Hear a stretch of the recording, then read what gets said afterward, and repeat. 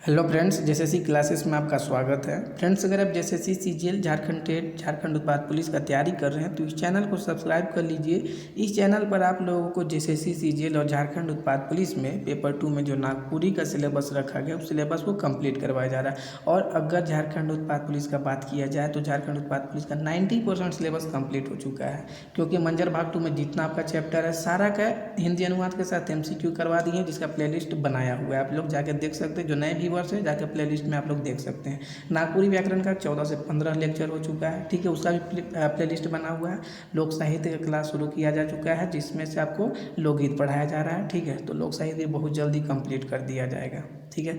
तो जिनको भी पीडीएफ चाहिए हो मंजर भाग 2 का, नागपुरी व्याकरण का या लोक साहित्य का, तो पीडीएफ के लिए जो डिस्क्रिप्शन में व्हाट्सअप नंबर है उस पर आप लोग कांटेक्ट कर सकते हैं, ठीक है। इस नंबर पर आप लोग कांटेक्ट कर सकते हैं पीडीएफ के लिए, ठीक है। आज के इस लेक्चर में हम लोग देखेंगे नागपुरी व्याकरण का एक टॉपिक समास को, ठीक है। क्लास शुरू करने से पहले मैं एक बात बोलूँगा कि अगर आप लोग नागपुरी में अच्छा मार्क्स लाना चाहते हैं तो आप लोगों को नागपुरी व्याकरण ठीक करना पड़ेगा, क्योंकि अगर मंजर भाग 2 का बात किया जाए या बनकेवरा भाग 1 का बात किया जाए या लोक साहित्य का बात किया जाए तो ये चीज़ों को आप रट्टा मार के इसमें अच्छा स्कोर कर लीजिएगा।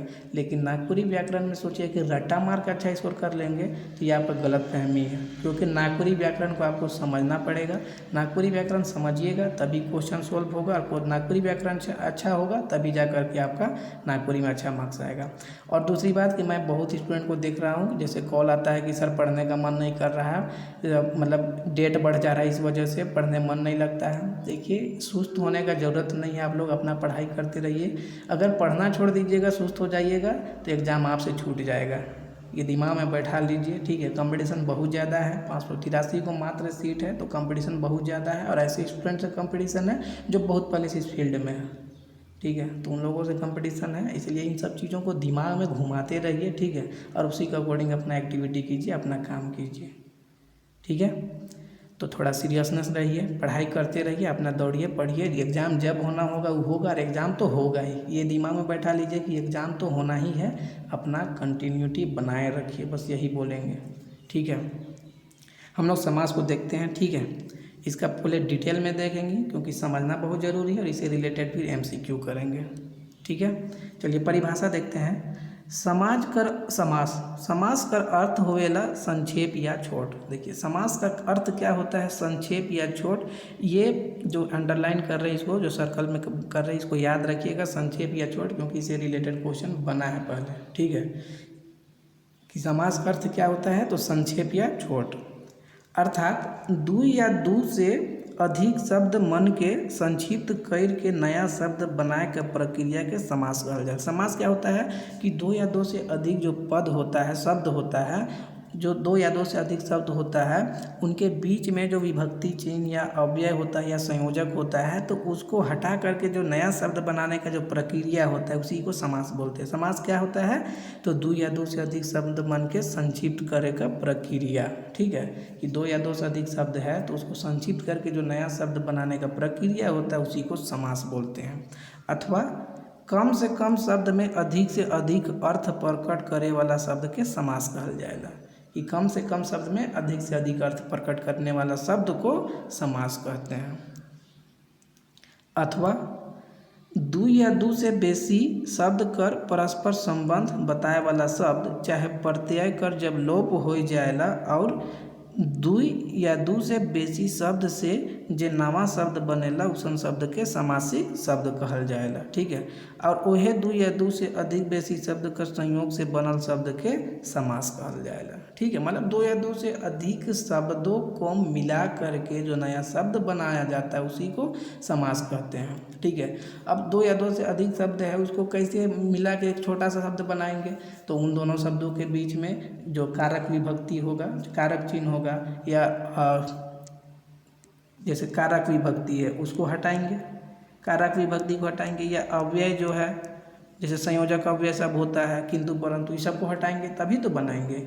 और अव्यय में, संयोजक अव्यय में क्या हो जाएगा, और भी है, ठीक है। तो इन सभी को हटाएंगे और कारक विभक्ति जो है उस सबको हटा के ही ना छोटा बनाएंगे, ठीक है। तो छोटा बनाने से जो शब्द बनता है उसी को बोला जाता है समास। समास का अर्थ क्या होता है, संक्षिप्त या छोटा। ये था समास के बारे में। ठीक है, देखते हैं समस्त पद या समासिक पद क्या होता है। जोन शब्द मनक समास होवेला तो उ मनक जोड़ से जो एगो नवा शब्द बनेला उ नवा शब्द के ही समासिक पद कहल जाएला। मतलब जिन शब्दों को जोड़ करके नया शब्द बनाया जाता है उस नया शब्द को बोला जाता है समासिक पद। ठीक है, समासिक पद। जैसे देखिए, 4 गो रास्ता कर समूह, इसको चौराहा बोलेंगे। ठीक है, 4 गो रास्ता कर समूह, इसको चौराहा बोलेंगे। ये समास हो गया। ठीक है, समासिक पद हो गया ये। मन से चाहा, मन चाहा, ये विभक्ति चिन्ह है, कारक विभक्ति चिन्ह, इसका लोप हो गया, मतलब इसको हटा दिए और बन गया मन चाहा। तो वही ना बताए कि समासिक पद जो है कैसे बनेगा। तो बनेगा जब बीच में, शब्दों के बीच में जो कारक चिन्ह होगा या संयोजक अव्यय होगा उन सभी को हटाएंगे। उनको हटाने के बाद जो नया शब्द बनेगा वही होगा समासिक पद। ठीक है, तो ये मनचाहा बन गया। तीसरा एग्जाम्पल देखिए, विद्या कर सागर, विद्या सागर, देखिए इसको हटाए, कारक विभक्ति है, इसको हटाए। 7 दिन कर समूह, सप्ताह। ठीक है, सप्ताह, समासिक पद ये हो गया। अब समास का विशेषता देखिए, समास का विशेषता क्या है, याद कर लीजिएगा, हर एक चीज़ को याद कर लीजिएगा। ठीक है, और इतना बहुत डिटेल में करवा रहे हैं। अगर मेरा नागपुरी व्याकरण का आप वीडियो देख रहे हैं तो मैं इस बात पर फोकस करके पढ़ा रहा हूँ कि आपको नागपुरी व्याकरण को मैं सिखा दूँ, क्योंकि सीखिएगा तब जा करके ही अच्छा मार्क्स कर पाइएगा नागपुरी व्याकरण में। नागपुरी व्याकरण में अच्छा मार्क्स कीजिएगा तो खुद देख लीजिएगा, आपका नागपुरी में अच्छा मार्क्स आएगा, आप खुद देख लीजिएगा। तो नागपुरी व्याकरण को ये समझने का चीज़ है, समझने का कोशिश कीजिए। मैं पूरा फोकस आपको समझाने पर दे रहा हूँ। और अगर आपको वीडियो अच्छा लगता है मेरा तो आप ज़रूर वीडियो को लाइक कीजिए और ज़्यादा से ज़्यादा लोगों तक पहुँचाइए। आप लोग वीडियो को लाइक नहीं करते हैं, वीडियो देखते हैं, वीडियो देख के छोड़ देते हैं। मेरा मेहनत कितना इसमें है आपको लोग इसमें मैं कैसे बताऊँ, लेकिन आप लोग मेरा मेहनत को देखते हुए लाइक ज़रूर कीजिए वीडियो को। ठीक है, समास का विशेषता पहला देखिए, समास में 2 पद का जोड़ होवेला। इस चीज़ को बता दिया ऑलरेडी कि समास में 2 पद का जोड़ होता है। दूसरा, वो दुइयो पद हो गए। हाँ, वो दुइयो पद कर बीच कर विभक्ति का लोप हो जाएगा, ये चीज़ भी बताए। तीसरा देखिए, 2 पद मिलके 1 पद बन जाएगा, ये भी चीज़ को बता दिए कि 2 पद मिलके एक नया पद बन जाता है। चौथा क्या है, 2 पद में कखनो पहला पद, कखनो दूसरा पद, तो कखनो दुइयो पद मूद यानी कि प्रधान होवेला। अब जो 2 पद है तो दोनों पदों में कभी पहला पद प्रधान होगा तो कभी दूसरा पद, या कभी दोनों पद प्रधान होगा या कभी दोनों पद प्रधान नहीं होगा। जैसे बहुब्रीहि समास में कोई भी पद प्रधान नहीं होता है, क्योंकि उसमें तीसरा पद प्रधान होता है। अभी बहुत डिटेल में बताएंगे, सिर्फ वीडियो को अंत तक देखिए, समझने का कोशिश कीजिए। जहाँ नहीं समझ में आता है आपके लिए कमेंट बॉक्स अवेलेबल है। समास कर भेद, ये इम्पोर्टेंट है समास का भेद। ठीक है, और आप मेरे चैनल से बने रहिएगा।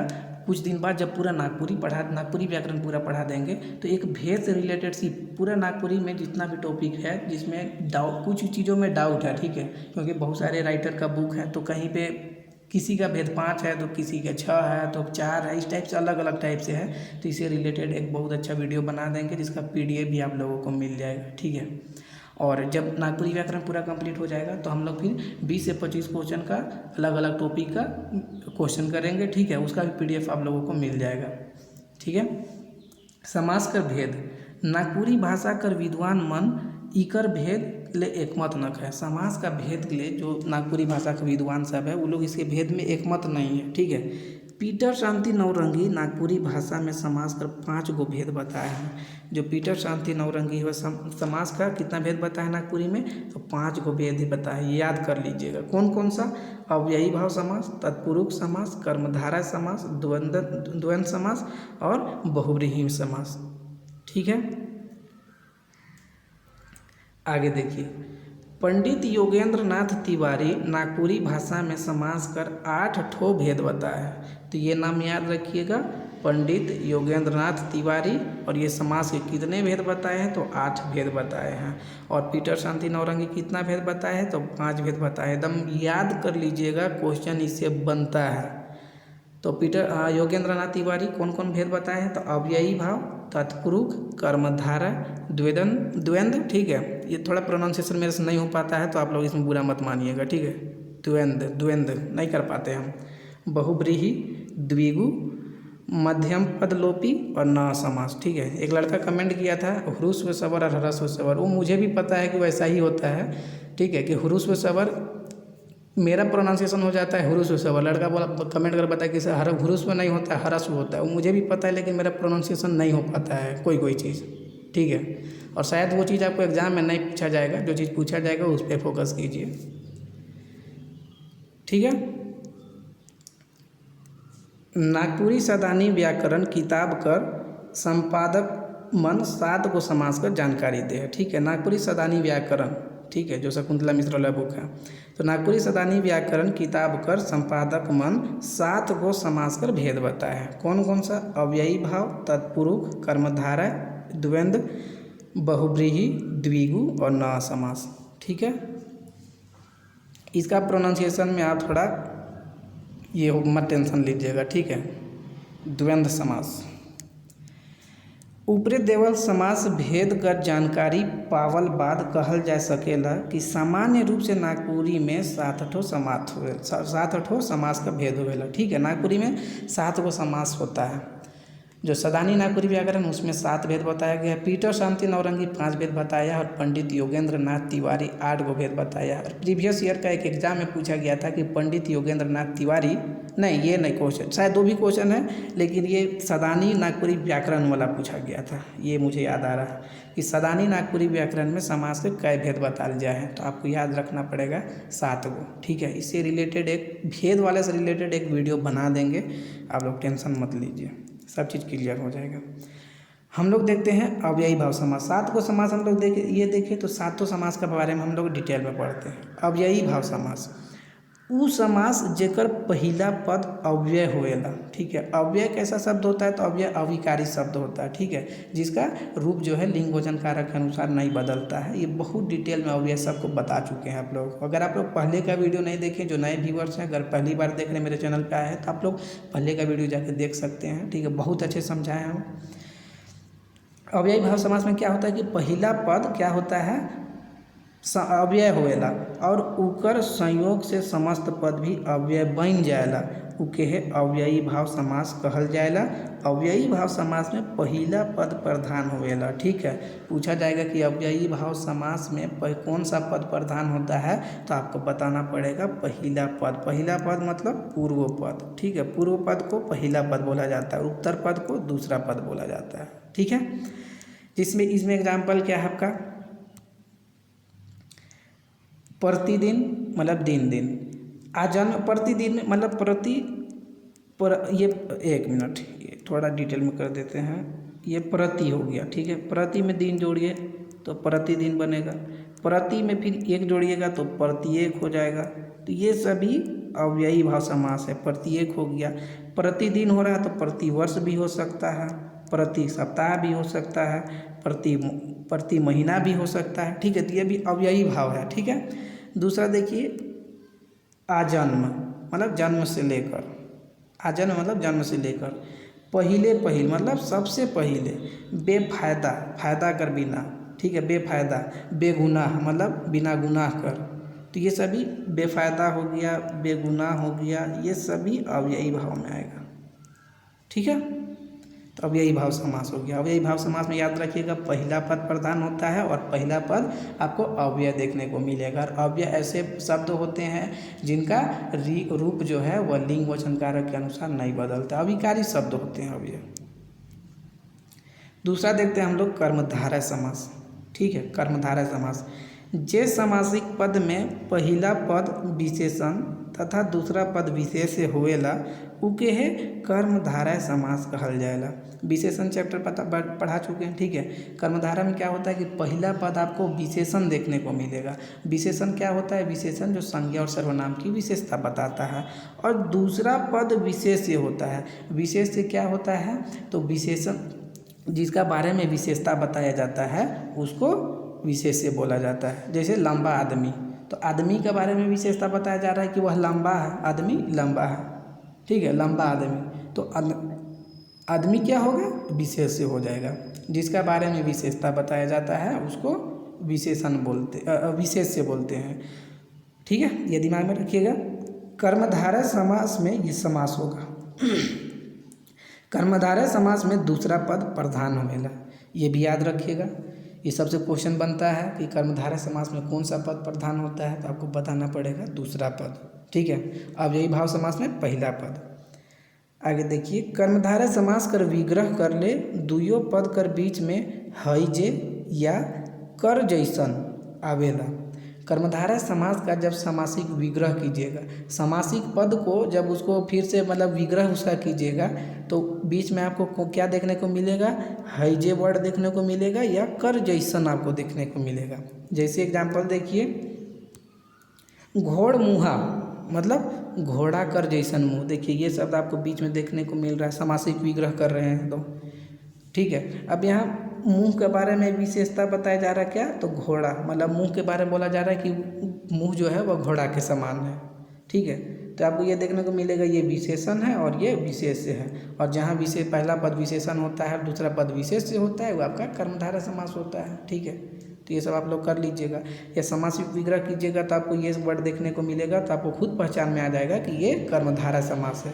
जैसे नील गाय, तो नीला है जे गाय, नीला है जे गाय। ठीक, गाय के बारे में विशेषता बताया जा रहा है, क्या कि गाय कैसा है, गाय कैसी है, तो नीला है। महादेव, महान है जे देव। ठीक है, देव के बारे में बताया जा रहा है कि देव कैसा है, तो महान है। नवयुवक, नया है जे युवक, युवक, युवक के बारे में बोला जा रहा है क्या कि युवक कैसा है, नया है, तो युवक का विशेषता बताया जा रहा है। करमुही, करिया है जे मुँह, और मुँह के बारे में फिर बोला जा रहा है कि जिसका मुँह काला है। ठीक है, तो ये सभी आपको क्या है, कर्मधारय समास। ठीक है, तो आप लोग समझने का कोशिश कीजिए, और अगर वीडियो अच्छा लग रहा है, अगर मैं समझा पा रहा हूँ, तो आपका एक लाइक बनता है, आप ज़रूर एक लाइक कीजिए वीडियो को। ठीक है, और ज़्यादा से ज़्यादा लोगों तक शेयर कीजिए। आप लोग वीडियो को शेयर नहीं कर रहे हैं, इसलिए पता नहीं मोटिवेशन मुझे नहीं मिल पा रहा आप लोगों से। अब हम लोग देखते हैं तत्पुरुष समास। ठीक है, तत्पुरुष समास, तत्पुरुष समास में उत्तर पद यानी अंतिम पद प्रधान होवेला। ठीक है, अंतिम पद प्रधान होता है, तथा दोनों पदों के बीच कर कारक चिन्ह लुप्त हो जाएगा, और दोनों पदों के बीच में जो कारक चिन्ह होता है वह लुप्त हो जाता है। तत्पुरुष समास में आपको अंतिम पद यानी कि दूसरा पद प्रधान होता है, ये दिमाग में रखिएगा। कर्मधारय समास में भी दूसरा पद प्रधान होता है, और अव्ययी भाव समास में पहला पद प्रधान होता है। ये सबको अच्छे से कर लीजिएगा। ठीक है, तत्पुरुष समास में साधारणतः प्रथम पद विशेषण और द्वितीय पद विशेष होवेला। तत्पुरुष समास में भी वही बात को बोला जो कर्मधारय में बोला गया था। जैसे देखिए, मुंह तोड़, मुंह के तोड़े वाला। घर दमदा, घर कर दमाद। रेल यात्रा, रेल से यात्रा। ठीक है, तो मतलब कारक विभक्ति आपको इसमें देखने को मिलेगा। जो तत्पुरुष समास है उसमें कारक विभक्ति आपको देखने को मिलेगा जब उसका समासिक विग्रह कीजिएगा। तो तत्पुरुष समास का 6 भेद होवेला। तत्पुरुष समास का 6 भेद होता है। अब 6 भेद को हम लोग पढ़ेंगे डिटेल में। पहला हो गया कर्म तत्पुरुष। इकर में कर्म कारक कर विभक्ति चिन्ह के कर लोप हो जाएगा। कर्म तत्पुरुष समास में जो कर्म कारक का विभक्ति चिन्ह के है उसका लोप हो जाता है। जैसे चिड़ी मार, चिड़िया को मारने वाला, मतलब चिड़ी के मारे वाला, तो इसमें आपका ये लोप हो गया है। देखिए, इसके लोप होने से ही ना चिड़ी मार बना है। जो चिड़ी मार जो समासिक पद बना वह के कारक, जो कर्म कारक का जो विभक्ति चिन्ह के है उसका लोप होने से बना है। जैसे मुंह तोड़, मुंह के तोड़े वाला, देखिए इसमें भी इसका लोप होने के बाद मुंह तोड़ बनता है। स्वर्ग प्राप्त, स्वर्ग के प्राप्त, तो के जो कारक चिन्ह है, कर्म कारक का जो विभक्ति चिन्ह है, इसके लोप होने से ही स्वर्ग प्राप्त बन रहा है। ठीक है, तो कर्म तत्पुरुष में आपको क्या देखने को मिलेगा, कर्म तत्पुरुष में आपको देखने को मिलेगा कि जो कर्म कारक का विभक्ति चिन्ह के है उसका लोप होने से समासिक पद का निर्माण हुआ है। ठीक है, आई होप कि क्लियर हो रहा होगा। बी देखते हैं करण कारक तत्पुरुष। करण कारक, इकर में करण कारक कर विभक्ति चिन्ह से हैं के द्वारा कर लोप हो जाएगा। इसमें करण कारक का जो विभक्ति चिन्ह है उसका लोप हो जाता है और फिर जो समस्त पद है, समासिक पद है, उसका निर्माण होता है। जैसे देखिए, रेखांकित, रेखा से अंकित, तो से जो विभक्ति चिन्ह है उसका लोप होने से रेखांकित बन रहा है। दूसरा देखिए, मन चाहा, मन से चाहा, मन चाहा का अगर समासिक विग्रह कीजिएगा तो क्या निकलेगा, मन से चाह। अब से जो समास से जो करण कारक का विभक्ति चिन्ह है उसका लोप होने से मन चाहा बना। रेल यात्रा, रेल द्वारा यात्रा या रेल से भी यात्रा कर सकते हैं। रस भरा, रस से भरा, ठीक है, तो से का लोप हो गया, रस भरा बना। तो रस भरा को करण कारक देखने को मिलेगा कि ये करण कारक का एग्जाम्पल है। ठीक है, तो ये सभी ये हिंदी में ये पूरा डिटेल में कर दिए हैं ताकि आप लोग इसको कर सकते हैं अच्छे से, सारा कुछ कर दिए हैं। ठीक है, ये जो ब्रैकेट में दिया हुआ है उस लोप को दिखा रहा है कि इसका लोप होने से रेल यात्रा बन रहा है, से का लोप होने से रस भरा या मनचाहा या रेखांकित बन रहा है। तो ये सभी करण कारक के एग्जाम्पल, करण कारक तत्पुरुष समास के एग्जाम्पल है। संप्रदान देखिए, तीसरा संप्रदान तत्पुरुष। इकर में संप्रदान कारक कर विभक्ति चिन्ह लागिन, लाई, ले, के कर लोप हो जाएगा।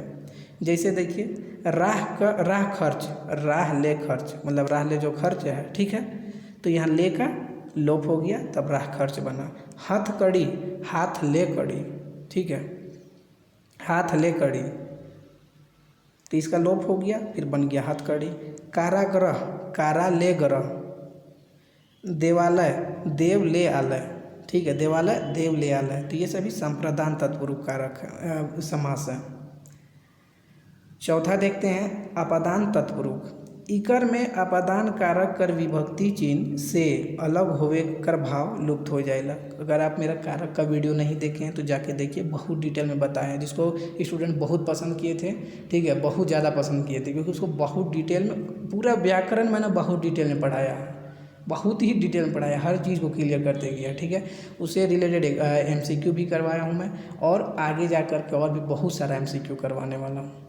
तो चैनल के साथ जुड़े रहिए सिर्फ। और वीडियो अगर मेरा अच्छा लगता है तो आप लोग ज़रूर वीडियो को लाइक कीजिए और सपोर्ट कीजिए। आप लोग के सपोर्ट के बिना मैं नहीं आगे बढ़ पाऊँगा, ना ही मतलब मुझे मोटिवेशन मिलेगा। तो आप लोग सपोर्ट कीजिए, ज़्यादा से ज़्यादा सपोर्ट कीजिए, आप लोगों से रिक्वेस्ट है। ठीक है, अपादान तत्पुरुष में जो से जो पृथक होने वाला का बोध होता है से, ठीक है, तो उसका लोप हो जाएगा। जैसे कामचोर, काम से जी चोराए वाला। पाप मुक्त, पाप से मुक्त, ठीक है। नेत्रहीन, नेत्र से हीन, यहाँ से मतलब अलग होने वाला का जो भाव होता है अपादान में तो देखे हैं, अपादान कारक में क्या देखे थे कि से जो प्रयोग होता है वो पृथक होने वाला से होता है। नेत्र से हीन मतलब जो पहले नेत्र से हीन हो गया। पाप से मुक्त, जो पहले पाप था, पापी था, वह मुक्त हो गया, मतलब उससे अलग हो गया। ठीक है, नेत्र से हीन मतलब जो आपके मतलब अपना नेत्र मतलब आँख से वह हीन हो गया, मतलब उससे अलग हो गया, मतलब नहीं देख पा रहा, इसी टाइप का फीलिंग है। ठीक है, नेत्र से हीन मतलब जो नहीं देख पाता है।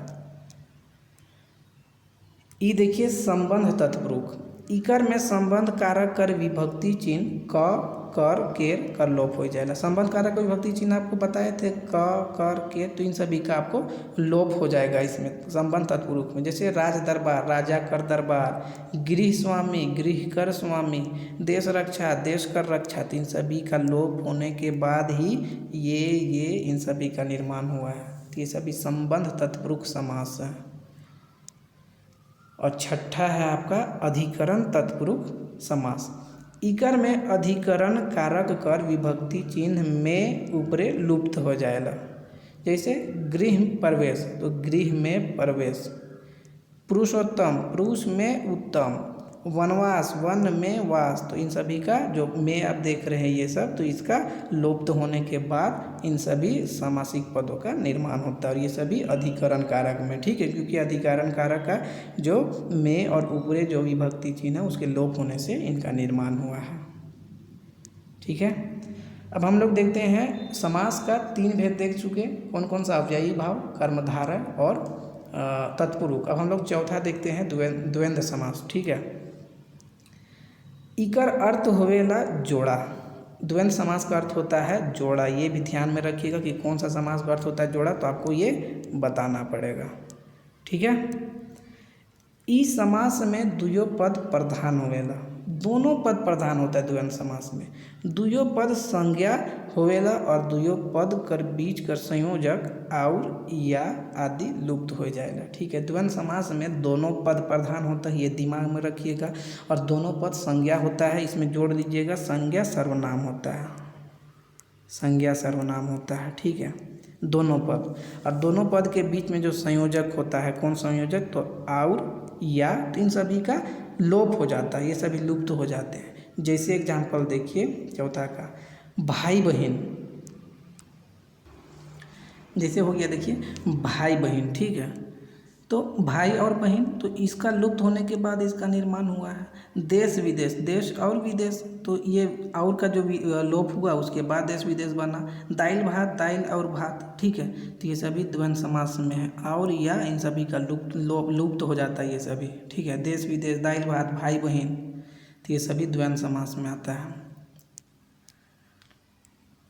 अच्छा, ये जो अव्ययी भाव समास जो पढ़ाए थे, इसमें और थोड़ा सा नोट कर लीजिएगा एग्जाम्पल में। जैसे ये बता चुके थे, यथाशक्ति वगैरह बता चुके थे, इसमें कभी कभार हो गया, इसमें नोट कर लीजिएगा आप लोग, ठीक है। ये इम्पोर्टेंट है। कभी कभार, बार बार, ये अव्ययी भाव समास में आते हैं। बार बार, धीरे धीरे, धीरे धीरे, ठीक है। तो ये तीनों को नोट कर लीजिएगा, इंपॉर्टेंट चीज़ है, ठीक है। धीरे धीरे, कभी कभार, बार बार, तो ये सभी अव्ययी भाव समास में आता है। हम लोग द्वंद्व समास देख लिए, अब हम लोग देखते हैं द्विगु समास, पांचवा। उ समास जेकर पूर्व पद यानी कि पहला पद संख्यावाचक विशेषण होएला और दूसरा पद प्रधान होएला, ठीक है। पहला द्विगु समास में आपको पहला पद जो है संख्यावाचक विशेषण को देखने को मिलेगा, और इसमें दूसरा पद प्रधान होता है, दूसरा पद प्रधान होता है द्विगु समास में। और पूरा समासिक पद से समूह कर बोध होएला, और पूरा समासिक पद से आपको समूह का बोध होगा। जैसे देखिए शताब्दी, 100 साल का समूह, ठीक है। सप्ताह, तो इसमें पहला पद आपको देखने को मिलेगा संख्यावाचक विशेषण, इसमें भी मिलेगा सत, सत मतलब 100, सत मतलब 7।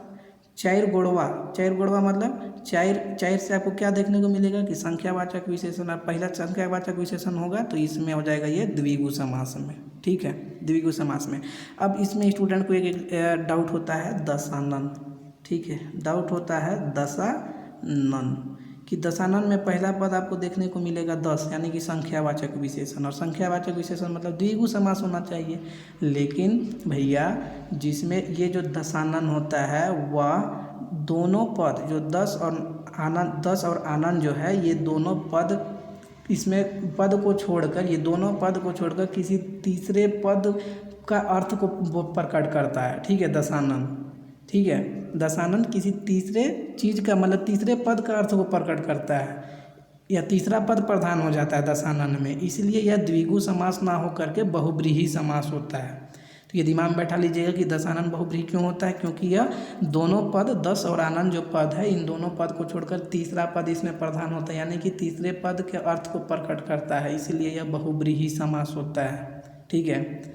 कि द्विगु समास के ऊपर यह मतलब हावी होता है, ठीक है, या द्विगु समास, यही समझिए कि द्विगु समास के ऊपर यह हावी हो जाता है, इसलिए यह बहुब्रीहि समास होता है।